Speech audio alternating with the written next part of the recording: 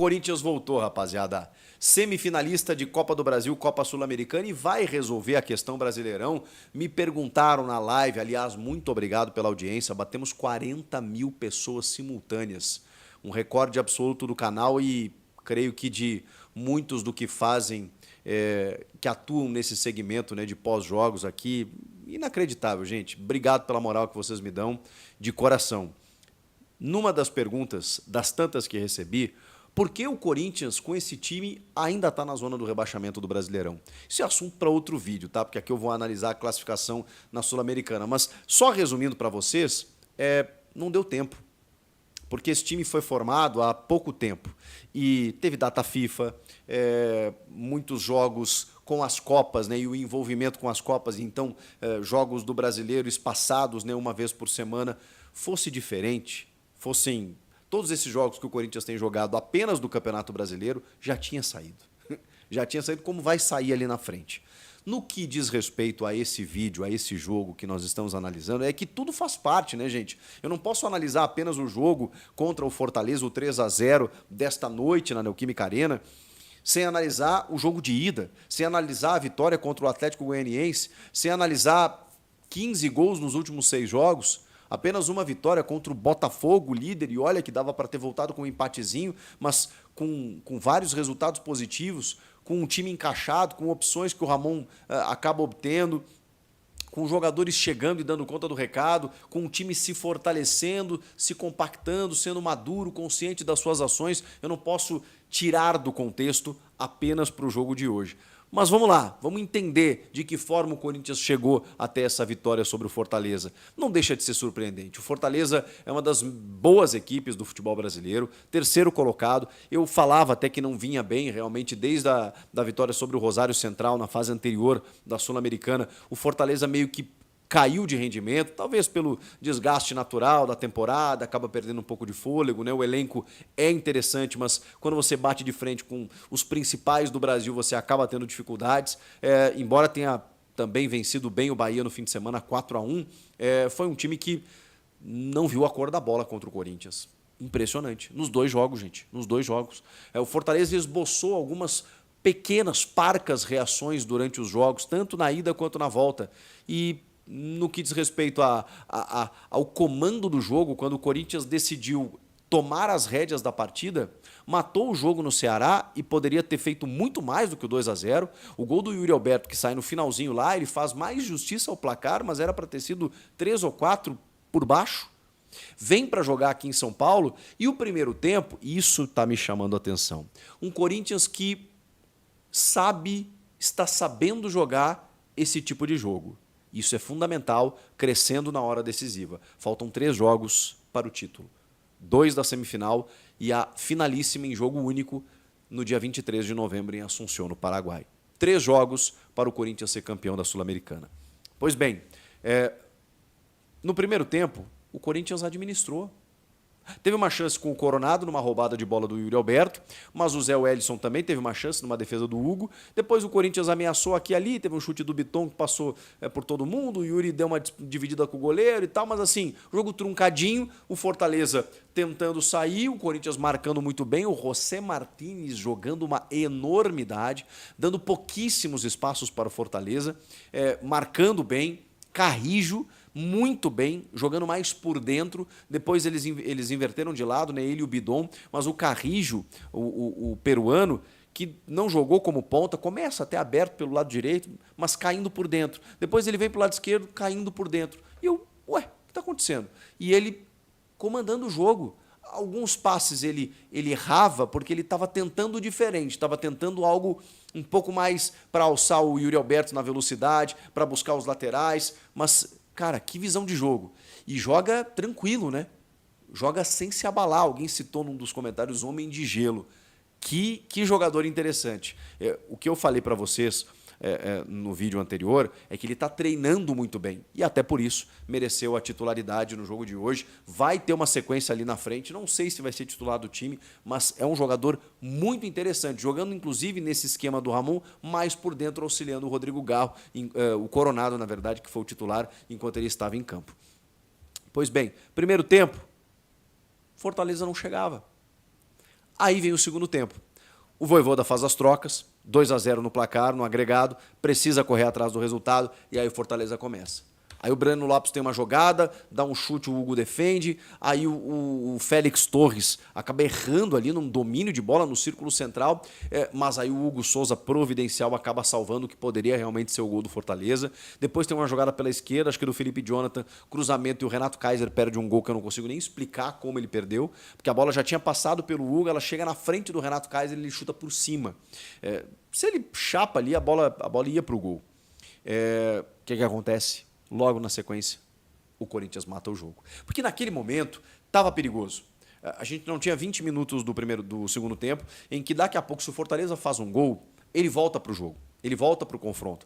Porque, faltaria apenas um golzinho para levar a decisão para os pênaltis. E o Corinthians poderia se abalar, poderia sentir. Mas até nisso, o Corinthians está entendendo como reagir. Quando ele percebeu que o Fortaleza estava em cima, estava podendo chegar ao seu gol, aquela administração, aquela tranquilidade, aquela estratégia que estava dando resultado, simplesmente ela foi para o ralo, porque o Corinthians entendeu, precisamos matar o jogo. E foi o que aconteceu. Nos pés de quem? De novo dele. Yuri Alberto. E de novo dele. Romero. Os dois resolveram jogar uma barbaridade. Eles resolveram simplesmente acabar com todos os jogos. Pela concorrência, tá chegando gente nova, o Romero já deu a letra no jogo passado, pois é, né? Quem é que joga no final? Quem é que joga? Mas ele é um cara que a gente não pode falar nada assim. Ele perde o pênalti lá contra o Botafogo, que a gente ficou irritado com ele. Pô, Romero, por quê? Ali era o lance do empate e tudo mais. Ele bate sempre assim, isso é verdade, mas ali a gente cobrava um pouco mais de seriedade. Agora, não tem como a gente criticar o Romero, né? Porque o Romero, ele nunca deixou de se entregar pelo clube, pelo time, ele ama esse clube e, cara, tem horas que ele se transforma num jogador de uma qualidade técnica que a gente até se espanta. Porque ele chega meio como patinho feio, né? Não, o Romero é raça, é correria, mas ele sabe fazer gol. Ele tem técnica em alguns momentos. E ano passado salvou o time do rebaixamento, esse ano está aparecendo de novo na hora decisiva. Mas e o Yuri Alberto? O Yuri Alberto cada vez mais descobre que a sua função não é do fazedor de gols, é de servir gols aos companheiros. E tem sido assim. Ele vai fazer os gols deles de vez em quando, ele sabe fazer gols. Ele fez hat-trick contra o São Paulo no Morumbi, hat-trick contra o Flamengo, ele foi vendido por 25 milhões de euros quando estava no Inter, ele chegou no Corinthians com o status que chegou, porque ele chegou fazendo gols. Depois a coisa começou a dificultar, ele começou a ter dificuldade no fundamento, aqui e ali e tal, perdeu confiança, se abalou, o time também caiu e o Yuri acabou tendo vários problemas no Corinthians. Quando nos últimos jogos você percebe ele coletivamente ajudando, ele sendo mais coletivo, ele sendo mais colaborativo, ele sendo mais dando mais assistências do que fazendo gols, aí você percebe, caramba, o Yuri pode ser um jogador de lado, pode ser um jogador, um segundo atacante, pode ser um jogador que serve o atacante. E ele tem sido esse cara. Tanto que, no primeiro gol, no gol do Romero, é uma escapada do Martínez, que jogou uma barbaridade, já falei, né? Mas vou repetir, porque jogou demais. O que corre, o que marca, o que sai para o jogo. A bola chega no Yuri, ele está de costas.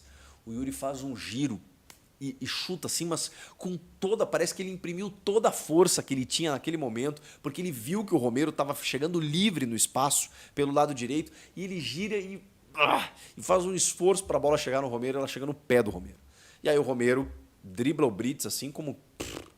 Mas assim, vem para cá, vai para lá que eu vou para cá. Dribla e chuta de perna esquerda no contrapé e faz o primeiro gol. A jogada do segundo gol é de novo do Yuri Alberto. Lançado pelo lado esquerdo, ataca o espaço, o Romero faz o facão, o Yuri dá o passe certinho atrás, o Romero chuta meio que mascado, o João Ricardo defende, e aí o Coronado chega chapando e faz o gol. 2-0 e ali o Corinthians mata o jogo. E aí vejam só, Ramon Dias não satisfeito coloca no jogo Memphis Depay e Rodrigo Garro. Aí acabou, né? Aí o Vojvoda deve ter olhado e falou assim, caramba, acabou, Jéssica? Mais? Você quer mais? Porque é isso. Quando você joga com o Coronado, é o Garro que fica no banco.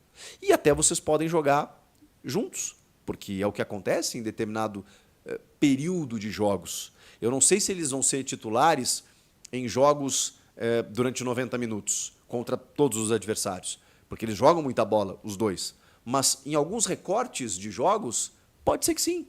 E se você quiser optar por um ou por outro, você não perde qualidade. Você perde numa característica aqui e ali. Mas o Coronado até ficou até o final e até cansou lá nos minutos finais. Mas o Garro é um senhor jogador, que dá um dinamismo para o time. Ele tá dono do time. Ele tá dono do time, porque ele entra e o passe que ele dá para o Memphis no terceiro gol é de um cara que assim, ó, eu sei o que fazer com a bola. Eu sei o que fazer nesse time, me dá aqui que eu resolvo. E ele entrou com o jogo rolando e o jogo decidido. Mas ele entrou e falou assim, me dá aqui, pegou, carregou, olhou e falou assim, vai. E aí teve toda a inteligência do Memphis nessa assistência, que parece simples, tá? Quando a gente olha, o Chico tá floreando. Qualquer jogador faria isso. Não. Porque quando o Garro lança, ele dá uma leve atrasada para não ficar impedido. Reparem. Quando ele recebe a bola, ele recebe com a perna esquerda, a bola já se ajeita para a direita e ele já toca com a direita para ajeitar para a esquerda de novo. Mas, cara, ele faz isso de uma maneira tão rápida que talvez até você não tenha percebido, a gente não tenha percebido daqui, o Tinga não percebeu, que era o lateral que estava marcando. E o Tinga é um exímio marcador. Quando ele faz isso, e ele não está 100%, tá? Ele domina aqui, faz aqui, ele já tira e já dá o passe tirando do goleiro. E o Pedro Henrique só, gol. E aí teve a checagem do VAR, mesma linha, gol validado. Preciso fechar o vídeo para falar sobre a noite, mais uma espetacular do Corinthians, vitória por 3-0 na Neoquímica Arena contra o Fortaleza e placar agregado de 5-0.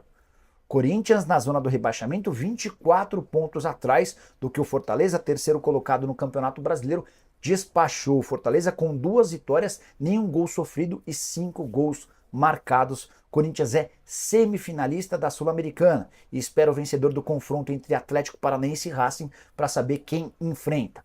Vaga que assegurou $800 mil ou 2 milhões ou 4 milhões e 300 mil reais de prêmio pago pela Conmebol. Corinthians já acumula quase 19 milhões de reais por sua participação na competição sul-americana. Os gols do 3-0, Ángel Romero mais uma vez, Coronado e Pedro Henrique. Memphis Depay deu sua primeira assistência, ele entrou durante a etapa final e rolou a bola para que o Pedro Henrique marcasse. Romero com mais esse gol chegou a 62, o maior artilheiro estrangeiro da história do Corinthians, já são também 38 gols na Neoquímica Arena, ele está a 3 gols de se igualar a Jô como o maior artilheiro do século no Corinthians. Em relação a Yuri Alberto, não marcou gols, mas saiu ovacionado, tudo por conta da participação nos 2 primeiros gols, outra boa atuação do atacante. A saideira em relação ao Timão, 44.680 pessoas no estádio, por uma arrecadação de 2,5 milhões de reais. Nas entrevistas pós-jogo, Yuri Alberto admitiu que que queria ir para o Southampton, não estava com clima, a coisa não estava bacana, os jogadores o convenceram a ficar e a coisa tem dado super certo. A proposta do Southampton de empréstimo de 3 milhões de euros e opção de compra de 18 milhões de euros.